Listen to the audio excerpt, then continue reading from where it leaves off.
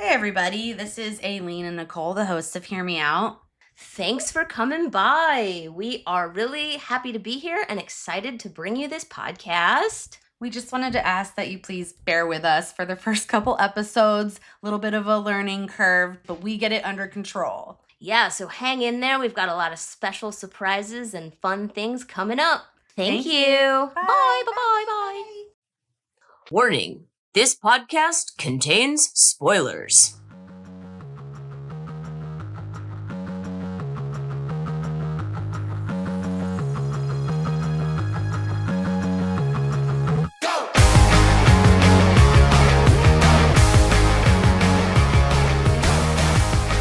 Hey, Aileen. What's up, Nicole? Fuck, marry, kill. Okay. Zombies? That nasty little cult from the movie Martyrs? Or Satan? Oh, jeez. Okay. Well, I'm gonna fuck Satan. I feel like he's a badass. Probably, like, a little good in bed as a result of that. Okay. I guess I'll marry zombies. Why not? Like, they spent all this time chasing me. I might as well give them some. Oh, that's sweet. Fucking kill the nasty little cult from Martyrs. Period. The end. They are awful. Totally agree. Okay. Totally agree. Very cool. All right.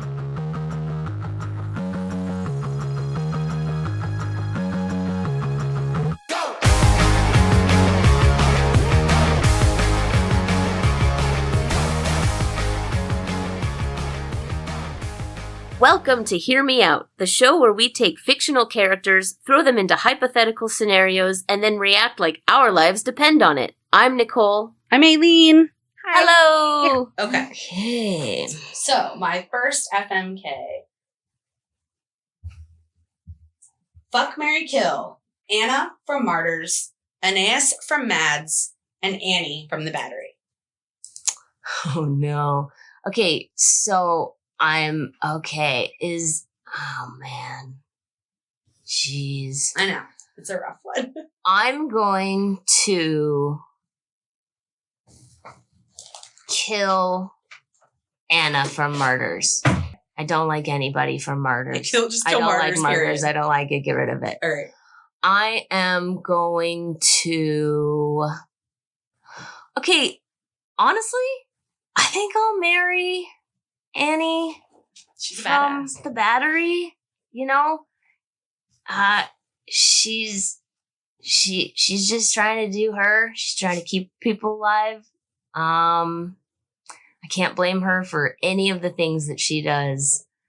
And I guess that means I will fuck the Mads dude. Anais. Well, it's the chick.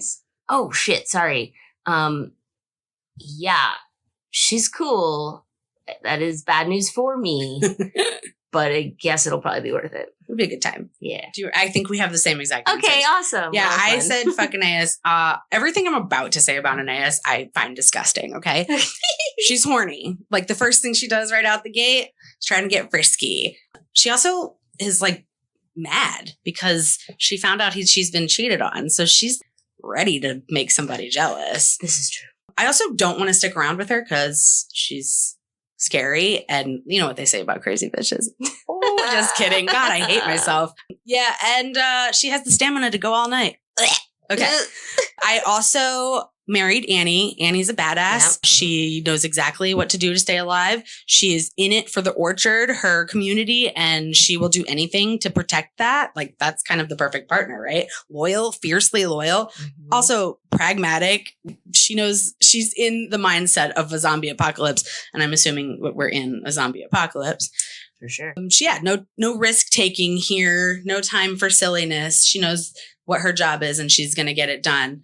And kill Anna for sure. Kill Anna, not only just because I feel sorry for her and want to put her out of her misery and save her from her fate, but also, like, fuck Mademoiselle, fuck her plan, fuck the cult. You know, anything I can do to, like, thwart the experiment and Mademoiselle's plan to find out what happens when, you know, in the afterlife. I think Mademoiselle should live a very long life and die with no answers. And if killing Anna's the way to do it, then sorry, bye, Anna. Oh, I love it. Thanks. I love it. I'm sad I forgot the name of the girl from Mads. I mean, I had to look it up. She's truly my favorite. Yeah, she was really Phenomenal spirited. Performance. Great. Well, what an excellent lead-in to talk about why we're talking about these movies today, Aileen, my friend. Hello. My personal friend. And you were my friend, Nicole. And that is why we got together and had a super fun friend sleepover and held ourselves a little horror sleepover movie fest in March 2025 this year. Yeah. And we set some rules. It was a horror themed, I said that, horror themed movie fest. And the rules were we each picked two movies that the other person had not seen. Yep. And then we created a list of movies that neither of us had seen. We narrowed it down, and then we flipped a coin and picked the winner that neither of us had seen for our final film. Right. So the first pick was mine, and I picked a movie that Nicole hadn't seen called Martyrs. It's awful, but everybody should see it. It's a necessary film for everyone to watch. It is hard and intense, and you will be mad at it. It's part of the French extremity horror movement. Ugh, yeah. Which was, I guess, a very, from what I've heard, a very political movement that had a lot of purpose and intent behind it. So it in France was a very important thing, but why I need to see those movies, I have yet to truly understand. Oh my God. Yeah. It's painful. Yeah. Extremity. That word. Yeah. I don't like it, especially when you associate it with that movie. Yeah. What was your pick, the second one? So Mads was my pick, which was also a French film. Mm-hmm. This came out in 2024. It is a different take on the zombie movie. Yeah. And its big selling point or twist or claim to fame or whatever is that it was all shot in one take, and not in that fake way where they do sneaky cuts and whatever. It truly was all filmed in one take, and it is not a one location film. I mean, they are on motorbikes, they're at parties, they're in cars, they're running, they're fighting, they're everywhere. They're all over the place. I mean, there is one scene in particular that I still can't wrap my head around. That's when she jumps and runs before the train crosses the track. Oh my gosh. It's how did they even pull that off? But it's really, really cool. Yeah. Yeah. Very it has visually, to be one of those weird angles, done at a certain They do a lot of circling around the character, but the movie itself sticks with one person. It switches a couple times, but it follows one person for their journey until it switches to the next person, and it stays right on them. It's really unique. Yeah, it's pretty incredible. Yeah. So and then the third one, that was my pick. This is one of my favorite movies of all time. It's The Battery. This is a zombie apocalypse movie. I just found out that they had a $6,000 budget. I saw which that I think was really impressive to pull that off. I also love this director, Jeremy Gardner, who stars in it as well.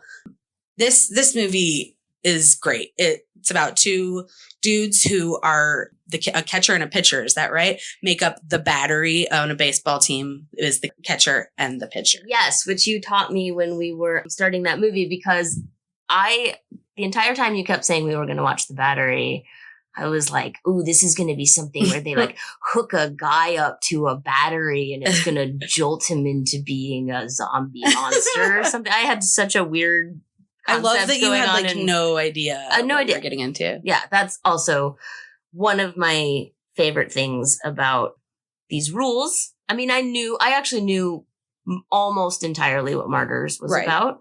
I just didn't know the finer points, which were the worst points. Yep. But The Battery, I went in completely blind, and it was such a delight. Yeah. So that's one I would recommend. Unfortunately, we did just tell you it was a zombie movie, but that's something you find out pretty soon into it. But I encourage everybody to go watch these movies. Yeah. Other than that, go in totally blind to the battery because that was one that was just really it does a really good job of a little bit of genre blending too, which I appreciate. Yeah, I really enjoyed that one.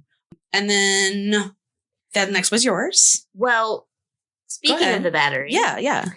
They do play a game. Oh, yeah. In the battery that it's not really giving anything away for the movie, so you can still go in pretty blind, but they do find themselves trapped in a car. In a fucking car. In the battery, in a fucking car. And they start playing a game. Sorry, here the voice. They start playing I'm trapped in a fucking car and I wish I had, and they do the ABCs of I'm trapped in a fucking car. And I thought it might be kind of fun to maybe play a couple rounds of that while we are going through this. And, you know, they were pretty practical about the things they needed, but maybe we could give our womanly opinions on the things you would need in a car. In a zombie apocalypse. All right. So, you want me to start? Yeah, you go first. All right. Well, I'm trapped in a fucking car, and I wish I had air conditioning, which, you know, nasty. Can you imagine the smell? I'm so sorry. I had to, like, editorialize there. Gross. Okay. Well, you remember when Ben takes his shoes off in the car? Yes. Yeah. Yes, I was just like, I would want to be anywhere else. Oh my gosh. Okay, so I'm trapped in a fucking car, and I wish I had air conditioning, and I'm going to say batteries. We know that Mickey has a Walkman, and that's going to be my Walkman now, and Mickey is not conscious of his battery use, but I will be. Sure. I want extra batteries for sure. Sure. Just find a flashlight or something. Yeah. Okay, let's do one more. I'm trapped in a fucking car, and I wish I had air conditioning, batteries, and a charcuterie board. Ooh, I love that. Need a little snacky snack. Yeah, you gotta have snacks. Yeah. They're eating like tuna out of a can. I know. And drinking the juice. Oh, well, you got to. All right, do what you gotta do. Okay, well, let's come back to that. That was fun. So we will move on to the fourth movie, which was the last of your picks. The picks that we had done where I had seen it and she hadn't. And my choice for Aileen was The First Omen. Not to be confused with the first of the Omen movies. Series, right. It was The First Omen, which came out last year. And it is actually a prequel to The Omen from 1976, I think. Yeah. And wow, I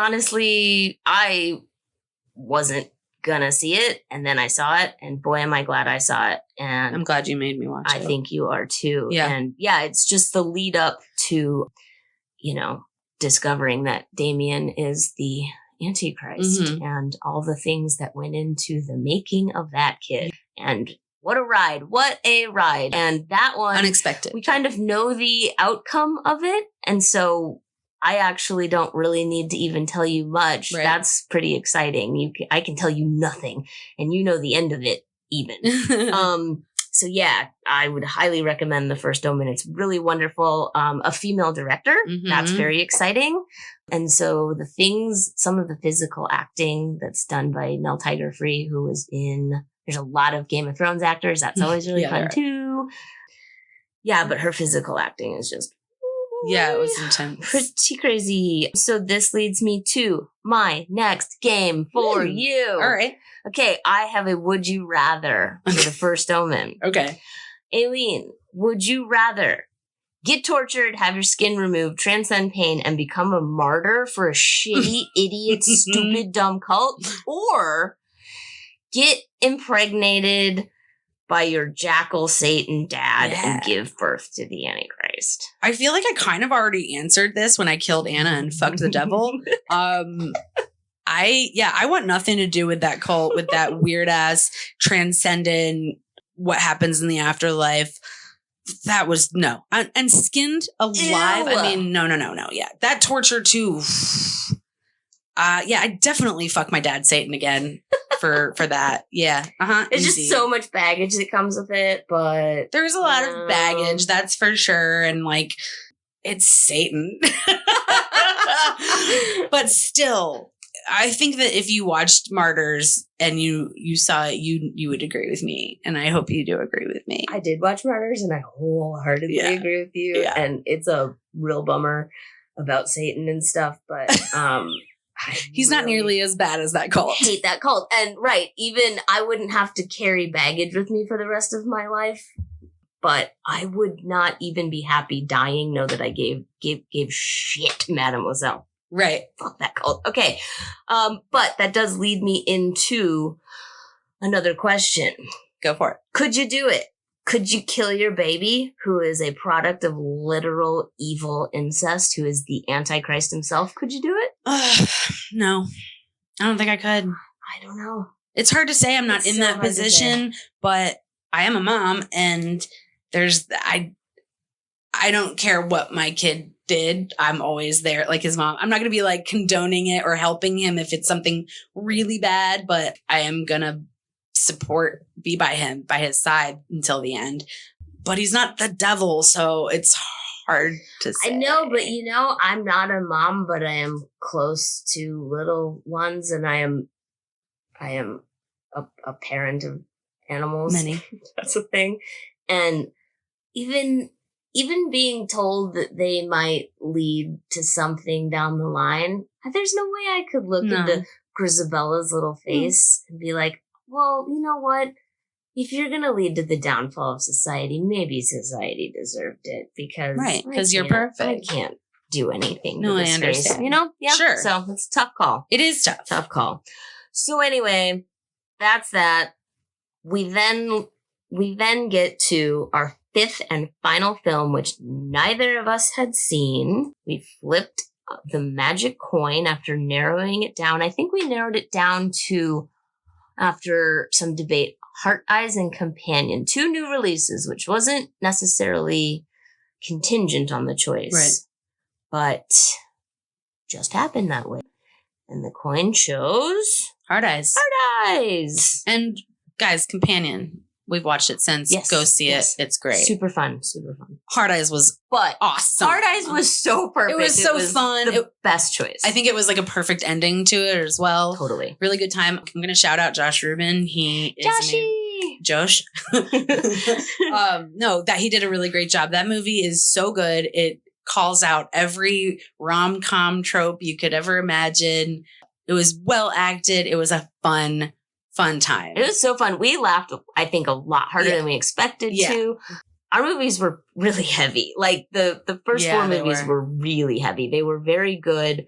Some of them were very scary. They were intense. Heart Eyes was such an awesome finisher and really good horror in the way that it was like gory, great jump scares, lots of action, and so funny. Fun. Yeah, tons of tropes that got turned on their head in great ways. Yeah, it's and really it was like just when it would be like, oh, okay, this trope, they would flip it upside down. And be like, yes, I'm so glad they did. It never got to that eye rolly like gross. It was really great, really great, really great.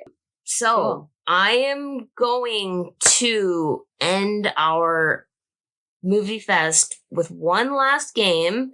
Now, this is a big spoiler for Heart Eyes, so I'm going to warn you guys, like, skip ahead a couple minutes if you don't want to get Heart Eyes spoiled, because I want to play this game with Aileen, but I do want everybody to see this movie. And we are going to play Name Your Favorite Kill in Heart Eyes. Fun. And I'm going to go through the major kills. There are plenty of other ones, don't worry.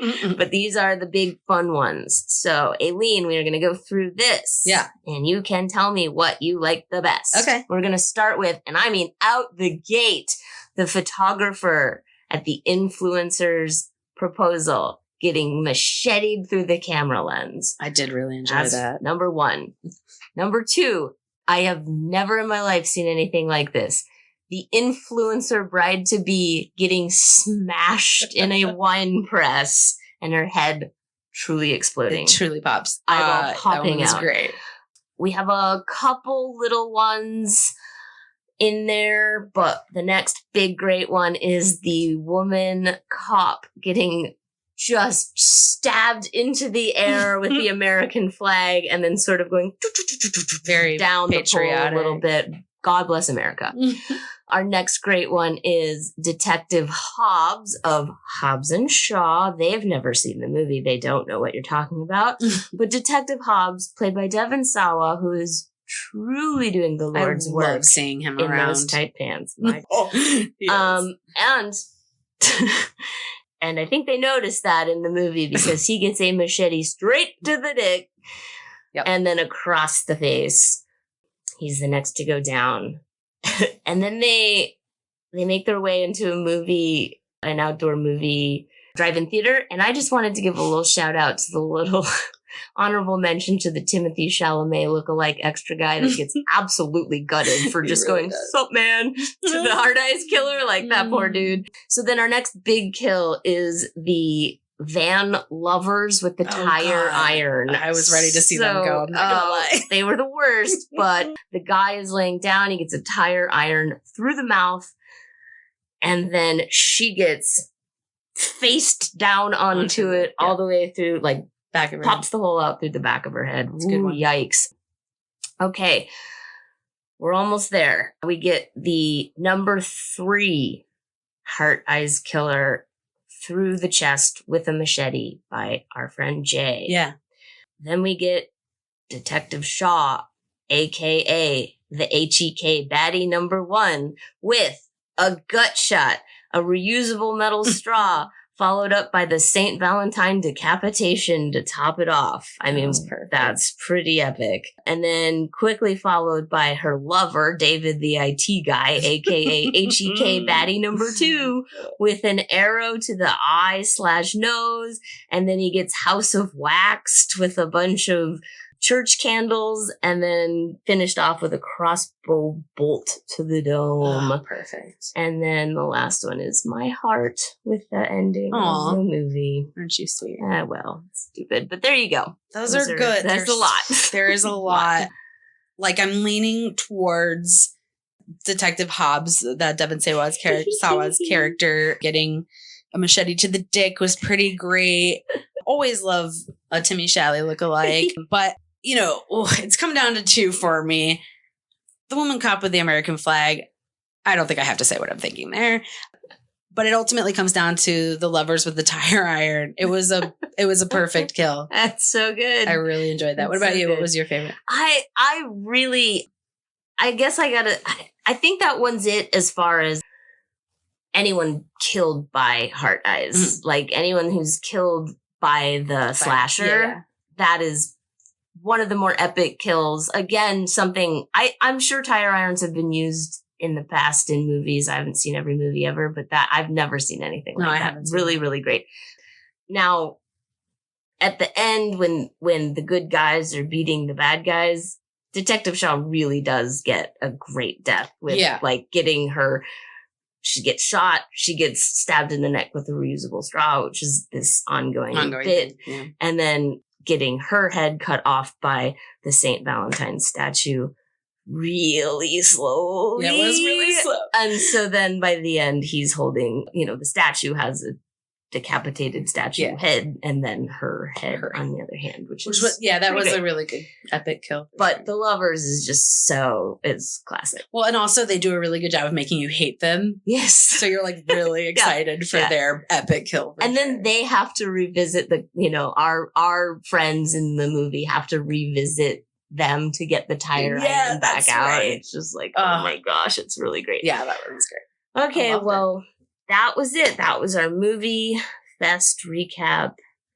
Hope you liked our games. Hope you liked our recaps. We have another we have another FMK, don't we? FMK. Oh yeah, I have an FMK. Yeah. Okay. So Ben from the Battery, Father Brennan from the first Omen. Oh, no. I know.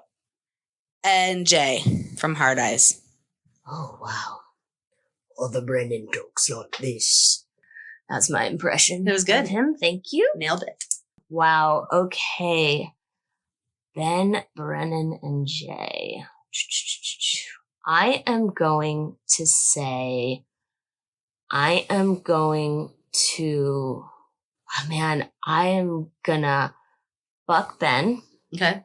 I think he'd be probably fun, but his feet stank from what I understand. And he is annoying. He is super annoying. Like he comes through when he needs to come through for sure. He can be a little bit mean. Really annoying. And he can be really mean. Okay. But his intentions were good. Were they? They were kind of mean. Yeah, it was really mean. Okay, but anyway, at nighttime, throw a little tunes on, grab a little whiskey. It can be really fun. I'm gonna probably, he's super intense, but he's a romantic, so I'll probably marry Jay. He's also very handsome. He's really handsome. His dad's a weirdo in real life. Cuba Gooding Jr. is like... Oh, that's Cuba Gooding Jr. I don't think I put that together. Yeah, Mason Gooding. It makes total sense. Yep. Allegedly. But anyway, allegedly? I'm just saying allegedly because I'm not liable for anything I've said. Fair. Reasonable. I've just heard rumors on the internet.